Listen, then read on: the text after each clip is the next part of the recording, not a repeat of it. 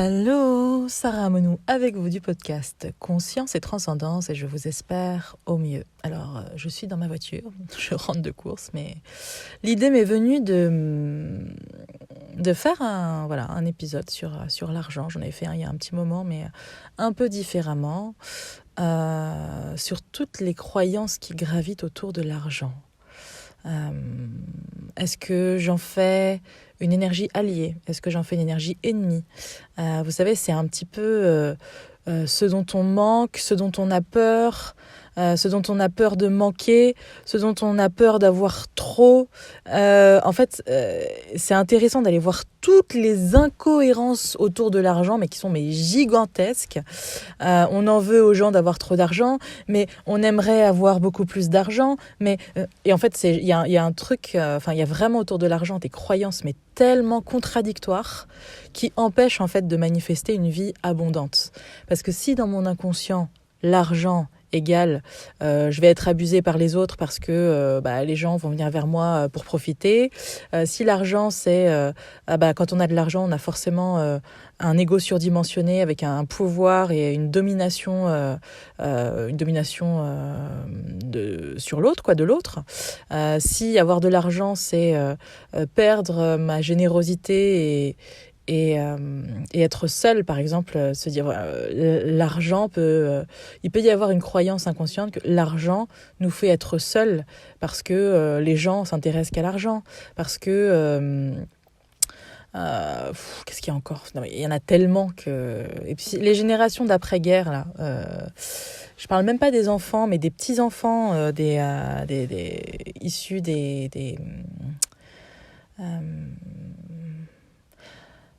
Alors, pour être au clair, on porte davantage les mémoires de nos grands-parents que celles de nos parents eux-mêmes.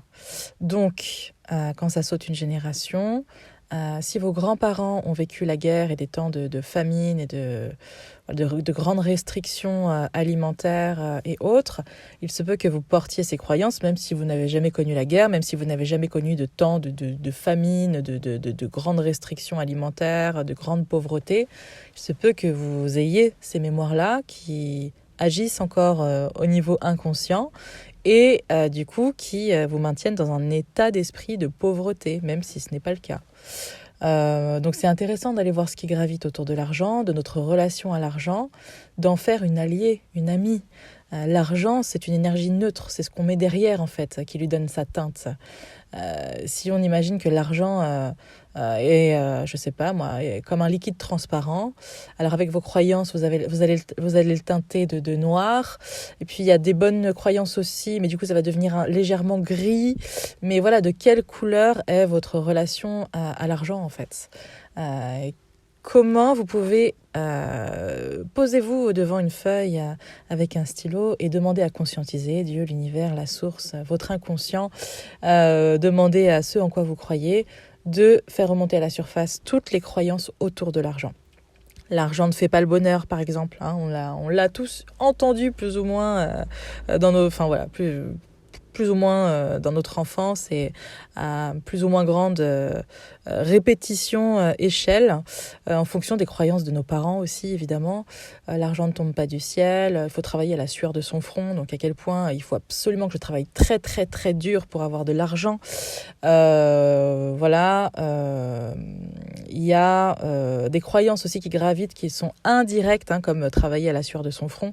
C'est-à-dire qu'il faut que je sois presque dans le sacrifice parfois de mon bien-être pour gagner de l'argent.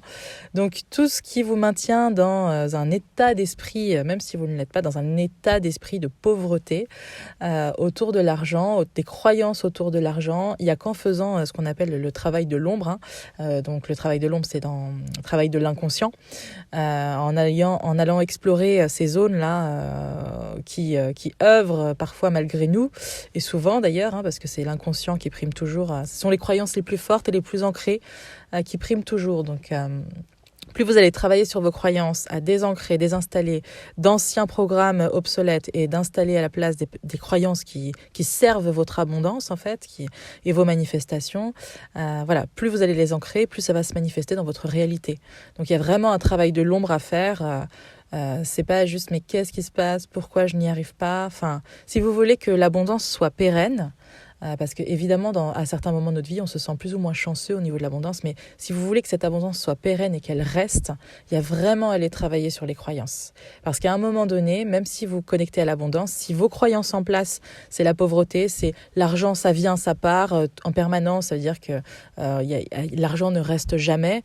Enfin voilà, il y a plein de croyances à aller désinstaller, déprogrammer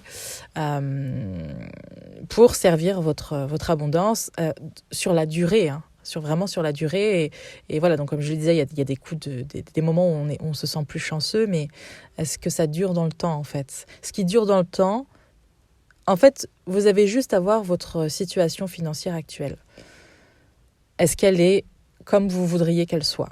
Si ce n'est pas le cas, ça veut dire qu'il y a des croyances qu'on peut appeler des contre-croyances qui sont plus fortes que vos croyances actuelles autour de la possibilité de manifester une vie dans une certaine aisance financière, matérielle.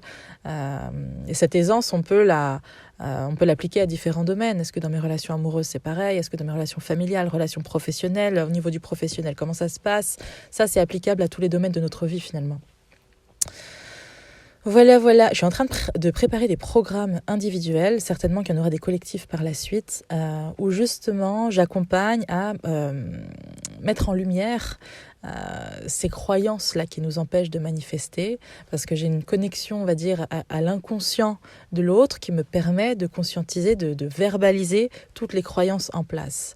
Donc il y a tout un tas de déprogrammation, de prise de conscience à avoir, et ça part aussi d'un état d'esprit où il faut se rendre compte qu'on ne sait pas grand-chose finalement, et d'accepter. Vous savez, quand on parle d'un sujet et que la personne me dit « je sais », mais si vraiment tu savais et tu l'avais pleinement intégré, tu n'en serais pas là, tu vois. Donc il y a vraiment à se laisser, à se laisser dans cette zone où, ok, je ne connais pas tout de moi.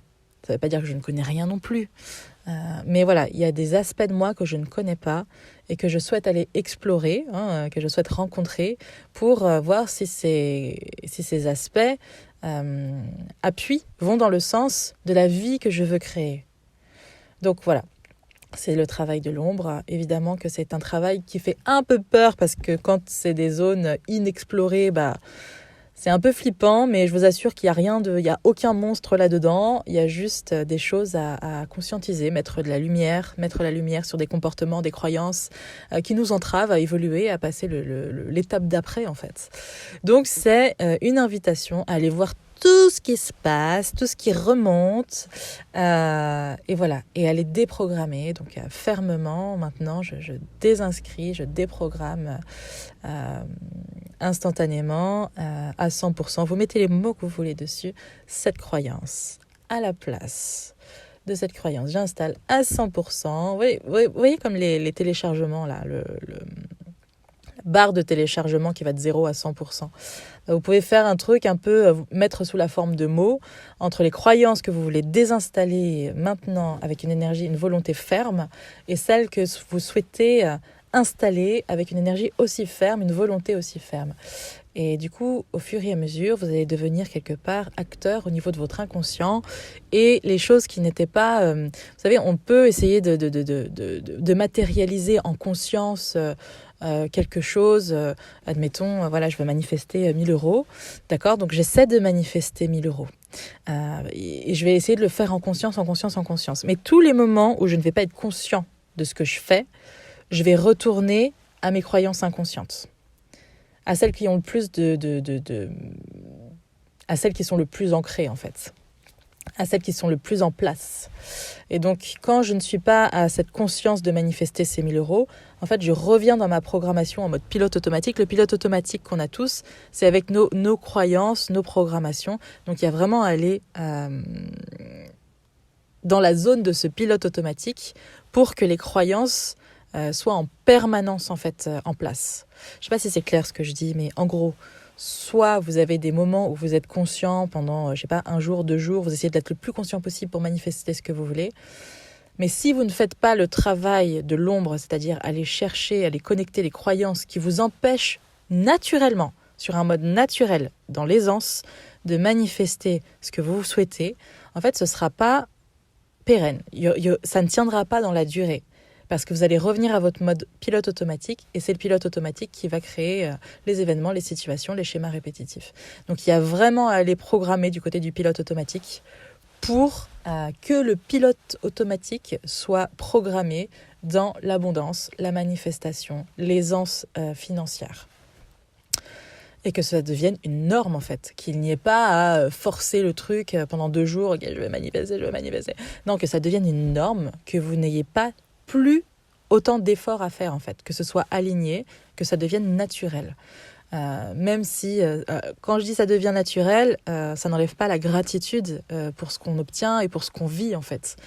Ça vient naturellement, mais voilà, ne pas non plus le considérer comme étant totalement acquis. Voilà, reconnaître à quel point c'est précieux de manifester cette vie-là et en avoir une gratitude renouvelée en fait pour cette vie-là. Voilà, c'était le petit mot du moment, ma foi. Eh bien, je vous espère au mieux, encore une fois. Et qu'est-ce que je voulais vous dire d'autre ?